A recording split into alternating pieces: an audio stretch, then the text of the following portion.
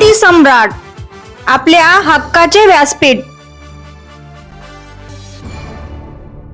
ताज्या बातम्या, मनोरंजन आणि व्हायरल बातम्यांसाठी क्रांती सम्राट न्यूज चॅनल आजच सबस्क्राईब करा।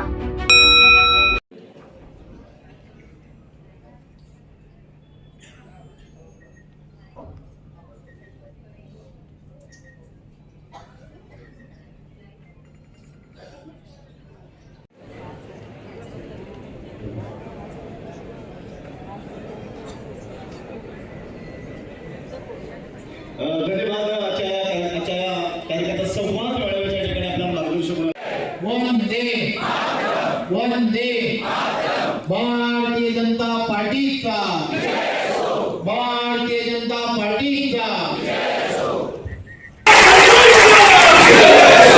एक गोष्ट फार महत्वाची आहे, देशाचे पंतप्रधान आदरणीय नरेंद्र मोदीजी व महाराष्ट्राचे लोकप्रिय असे मुख्यमंत्री आदरणीय देवेंद्रजींच्या नेतृत्वामध्ये केंद्रामध्ये एनडीएचं सरकार आणि राज्यामध्ये देवेंद्रजींच्या नेतृत्वातलं महायुतीचं सरकार ज्या गतीने काम करतात त्यामुळे अतिशय प्रभावीपणे आणि या गतिमान सरकारला पाठिंबा देण्यासाठी वेगवेगळ्या स्तरांवरून तुम्ही आम्ही सर्वजण पाहता, मतदार मोठ्या संख्येने आपल्याला सर्वांना जो मतांचा कौल ज्याला म्हणतात तो कौल देताना तुम्हाला आम्हाला सर्वांना दिसत आहे। मी आज आपल्या सर्वांना जी यासाठी या ठिकाणी आलो की आपल्याला सर्वांना माहित आहे की 15 तारखेला निवडणुका आहे आणि या 15 तारखेपर्यंत आपल्याकडे आता फक्त 10 दिवस राहिले। 13 तारखेला प्रचार संपणार आहे। देशाचे पंतप्रधान नरेंद्र मोदीजी हे 16 तास काम करतात, देवेंद्रजी सुद्धा 16 तास काम करतात। आपल्याला सर्व कार्यकर्त्यांना सुद्धा या निवडणुकीच्या पार्श्वभूमीवरती प्रत्येकाने निदान 8 ते 10 तास या निवडणुकीमध्ये प्रत्यक्षपणे भाग घेणं हे अत्यंत गरजेचं आहे। ही निवडणूक खरं तर मायक्रोवेव्हवरती लढणारी निवडणूक आहे। आपल्यापैकी प्रत्येक कार्यकर्त्यांनी आपण असा विचार करायला हवा की आपल्याला भारतीय जनता पार्टी संघटनात्मक दृष्ट्या या पनवेल शहरामध्ये अतिशय प्रभावीपणे काम करते, याची सर्वांना कल्पना आहे। परंतु ही संघटनात्मक असणारी ताकद आणि ही पूर्ण असणारी शक्ती जी आहे ती या निवडणुकीच्या माध्यमातून एकत्र करणं हे अत्यंत गरजेचं आहे। यासाठी आपल्याला काय करावं लागेल तर आपल्याकडे आता असणारे 20 प्रभाग आणि या 20 प्रभागांमध्ये आपण सर्वांनी तिथल्या असणाऱ्या बूथच्या रचना आपल्याला सर्वांना माहित आहे। या सर्व बूथवरती बूथ बरोबर बूथ प्रमुख आणि त्यांच्या बरोबर असणारे 10 कार्यकर्ते यांची फौज आपल्याकडे तयार आहे। एवढी मोठी फौज ही कोणत्याच पार्टीकडे नाही, कोणाही विरोधकांकडे सुद्धा नाही, परंतु या सर्वांमध्ये समन्वय घडवून आणणं हे अत्यंत गरजेचं आहे। ह्या बूथवरच्या कार्यकर्त्यांना तिथे असणाऱ्या शक्ती केंद्र प्रमुखांना यांना सर्वांना या 10 दिवस आपण सर्वांनी काय नक्की काम करावं लागेल याची सर्वांनी एक वेगळ्या पद्धतीची यंत्रणा ही त्या बूथवरती त्या शक्ती केंद्र प्रमुखाने तयार करायला। एक गोष्ट लक्षात घ्या की हा प्रभाग आणि या प्रभागामध्ये असणाऱ्या प्रत्येक नागरिकांपर्यंत आपण पोहोचलो नाही। आपल्याकडे असणाऱ्या 10 दिवसामध्ये एकदा कमीत कमी एकदा तरी त्या घरातील असणाऱ्या कुटुंबांपर्यंत त्यांच्या बरोबर जाऊन अतिशय छानपैकी जसं आपण एखाद्या नातेवाईकाशी गप्पा मारतो, जसं आपण आपल्या मित्रमैत्रिणींशी गप्पा मारतो, त्याच पद्धतीने जाऊन संवाद साधणं अत्यंत गरजेचं आहे। एक गोष्ट लक्षात घ्या, संवाद यासाठी साधला पाहिजे की त्यांच्यामध्ये जाऊन प्रत्यक्षपणे चर्चा करायला हवी आणि त्यांना देशाचे पंतप्रधान नरेंद्र मोदीजींनी महाराष्ट्राचे लोकप्रिय असे मुख्यमंत्री देवेंद्रजी या दोन्ही सरकारने ज्या ताकदीने या ठिकाणी कामं केलेली आहेत त्या सर्व गोष्टी त्यांना पुन्हा पुन्हा आठवण करून देणं अत्यंत गरजेचं आहे. छोट्या छोट्या गोष्टी असतात, बऱ्याच वेळेला या निवडणुकीच्या काळामध्ये आठवण देणं प्रत्येकाला फार गरजेचं असतं. आपल्याकडे असणारा आपल्या हातामध्ये जो आपला अतिशय आपल्याला प्रिय आहे असा मोबाईल, हा मोबाईल सुद्धा असा असतो की जो रोज सकाळी किंवा रात्री जोपर्यंत आपण त्याला चार्ज करत नाही तोपर्यंत तो चालत नाही. मग तो छोटासा 2000चा असो किंवा तो 2 लाखाचा असो, त्याला चार्ज मात्र करावं लागतं. असाच आपला कार्यकर्ता सुद्धा आहे, असाच आपला मतदार सुद्धा आहे. हे लक्षात घेतलं पाहिजे. आपल्या मतदाराला काही गोष्टी समजून सांगणं हे फार गरजेचं आहे. छोट्या छोट्या गोष्टी असतात, विसर किंवा या सगळ्या गोष्टींची पुन्हा पुन्हा आठवण मुलांपासून सर्व ज्येष्ठ माणसांच्या तोंडामध्ये तोच विषय होता.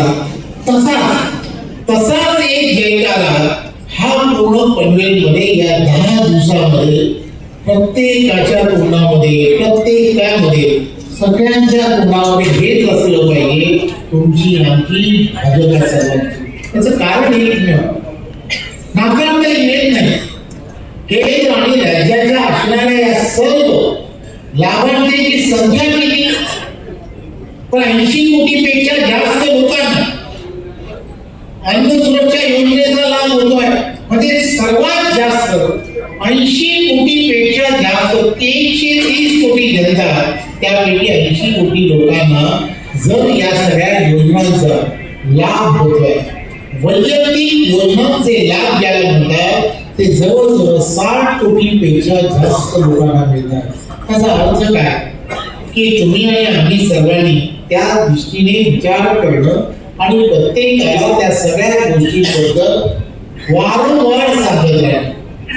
या देशामध्ये आपण पाहत असाल, आपण प्रत्येकाला हे सांगण्याची गरज आहे.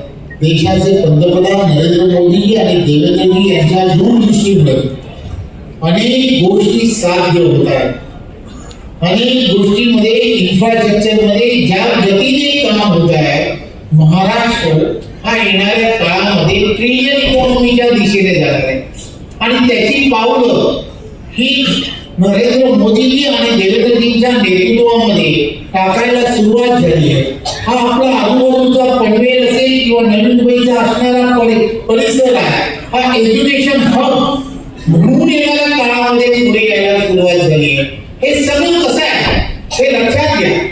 देश विदेशातील असणाऱ्या अनेक ज्या युनिव्हर्सिटीज आहेत त्या युनिव्हर्सिटी आज या सगळ्या युनिव्हर्सिटीज आपल्याकडे आपल्या देशामध्ये आणि विशेष म्हणजे पनवेल आणि आजूबाजूच्या असणाऱ्या त्या सर्व भागांमध्ये येत आहेत. याचा फायदा हा येणाऱ्या काळामध्ये तुम्हाला आम्हाला महानगरपालिकेतील असणाऱ्या प्रत्येक नागरिकाला होणार आहे. या सगळ्या गोष्टी ज्या आहेत त्या दूरदृष्टी ठेवून एक द्रष्टा नेता ज्याला म्हणतात, ज्याला पुढचं कळतं, नरेंद्र मोदींच्या नंतर त्यानंतरच्या काळामध्ये देवेंद्रजींच्या नेतृत्वात या सगळ्या गोष्टी तुम्ही आम्ही सर्वजण पाहताय.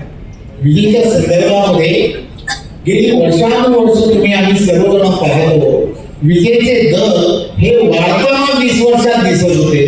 परंतु देवेंद्रजींच्या नेतृत्वामध्ये आपण पाहत आहात की गेल्या काही 6-8 महिन्यामध्ये विजेचे दर जे आहेत ते कमी व्हायला लागले. हाच तो फरक आहे देवेंद्रजींच्या नेतृत्वाला. आणि म्हणून आपण सर्वांनी एक गोष्ट काय लक्षात घेतली पाहिजे की ही निवडणूक आहे, ही निवडणूक ही कोणाला तरी नगरसेवक करणारी निवडणूक नाहीये. एखादा कोणीतरी नगरसेवक व्हावा यासाठी निवडणूक नाही, किंवा यासाठी ही निवडणूक तर नाहीच नाही की कोणीतरी महापौर करण्यासाठी ही निवडणूक जी आहे ती तुम्हाला आम्हाला पुढच्या पिढीचं भविष्य जे आहे त्या भविष्याचा विचार करण्यासाठी असणारी निवडणूक आहे. 5 वर्षातून एकदा ही निवडणूक होते. पारदर्शकपणे कारभार या महानगरपालिकेमध्ये होणं हे अत्यंत गरजेचे आहे. दिया। नरेंद्र मोदी जी जैसा म्हणतात की मैं जब खाऊंगा और किसी को खाने नहीं दूंगा, ती भूमिका या महानगरपालिकांमध्ये आपल्याला रुजवणं, कायमस्वरूपी रुजवणं यासाठी हे असणारी निवडणूक आहे. आणि म्हणून या निवडणुकीमध्ये तुम्हाला आम्हाला सर्वांना त्या ताकदीने काम करण्याची गरज आहे. आपल्याला प्रत्येक बूथवरती 51% लढाई ही जिंकण्यासाठी ही निवडणूक आहे.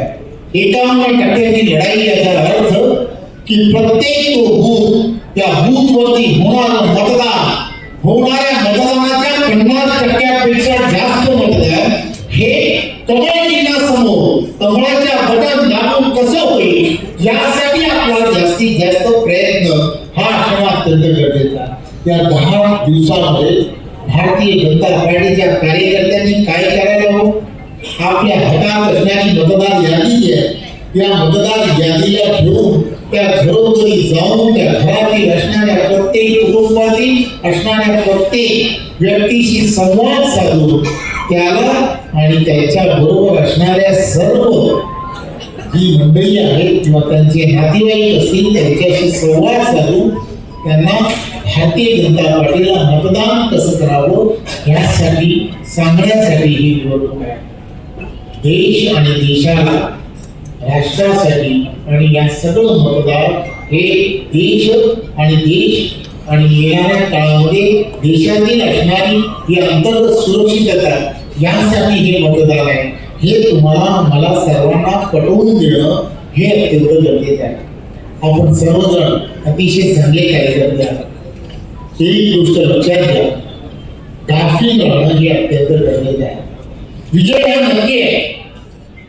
हा नक्की आहे, परंतु भारतीय जनता पार्टीच्या कार्यकर्त्यांनी एक गोष्ट लक्षात घ्या की आपण सर्वांनी या निवडणुकीकडे पाहत असताना आपण सर्वांनी एक गोष्ट लक्षात घ्या, मी काही केले नाही तर चालेल, दुसरं करतातच आहेत ना असं विचार करू नका.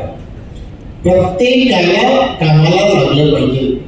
प्रत्येक छोट्या कार्यकर्त्यांपासून मोठा जॅकेट घालणारा कार्यकर्त्याला सुद्धा, मी जॅकेट घालणारा कार्यकर्ता यासाठी म्हटलं की हळूहळू अशी परिस्थिती निर्माण होते की त्या कार्यकर्त्याला स्वतःला वाटतं जॅकेट घातलं की कुठे घरात जायची गरज नाही. त्यामुळे एक गोष्ट लक्षात घ्या, प्रत्येकाने मेहनत करावी लागेल. कुठेतरी आपण कमी पडू नये यासाठी जेव्हा आपण सर्वजण मिळून ज्यावेळेला प्रयत्न करू त्यावेळेलाच यश जे आहे ते यश अतिशय भौगोलिक मिळू शकतं हे आपण सर्वांनी लक्षात घ्या.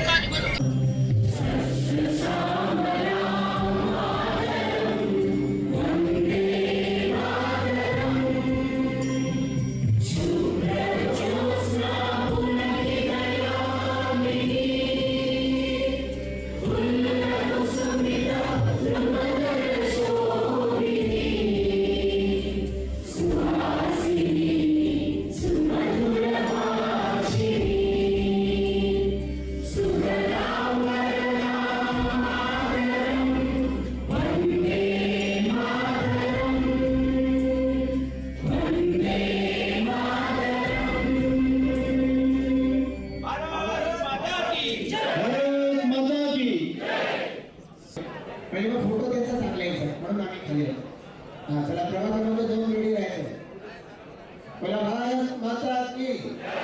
चला प्रभाग क्रमांक 3 रेडी राहायचं. बोला भारत माता की. चला प्रभाग क्रमांक 3 साठी प्रभाग क्रमांक 4 चे उमेदवार भारत माता की.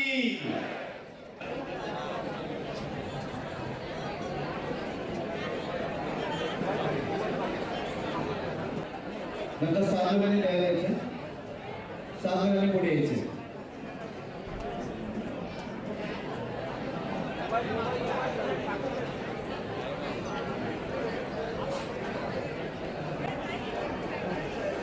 प्रभाग क्रमांक 7 नंतर 8 वाल्यांनी तयार यायचे. प्रभाग क्रमांक 8 तयार यायचे. प्रभाग क्रमांक 7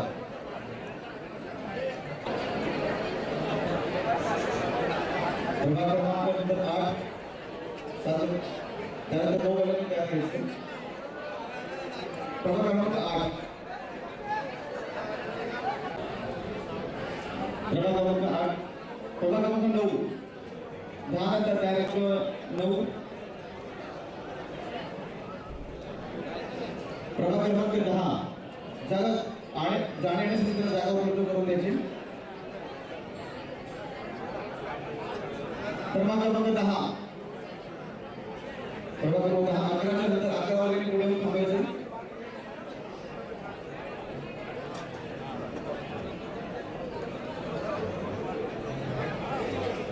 प्रभाग क्रमांक 10.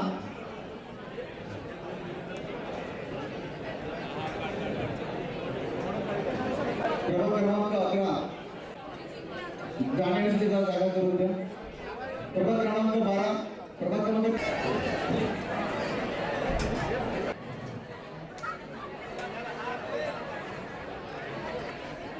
प्रभाग क्रमांक 14.